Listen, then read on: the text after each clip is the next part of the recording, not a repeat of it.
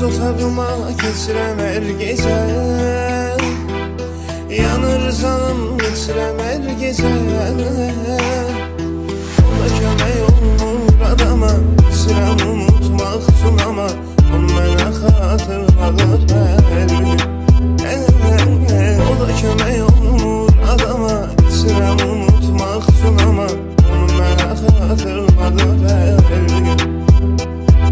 Şirin şirin davranışı, nazla yağan yaz yağışı onu mənə xatırladır hər gün.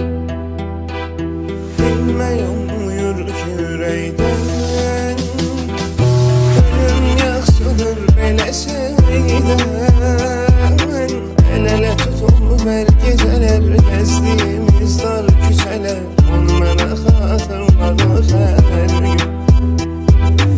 El-ele tutulub hər gecələr, gəzdiyimiz dar küçələr onu mənə xatırladır hər gün. Bəlkə də yoxdur xəbəri, hələ də küləklər şəhəri onu mənə xatırladır hər gün. Son görüşdə göz gözə baxdıq,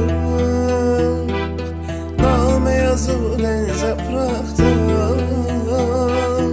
Atıldır kağız gəmilər, el-ele gəzən sevgililər onu mənə xatırladır hər gün. Batıldır kağız gəmilər, el-ele gəzən sevgililər onu mənə xatırladır hər gün. Şirin şirin davranışı, nazla yağan yaz yağışı onu mənə xatırladır hər gün. Daha bu məhəbbət sona çatdı, məni bu cavan yaşda qocaldı. Hisslərim etdi intihar, ayrılıq haqqında nə var onu mənə xatırladır hər gün.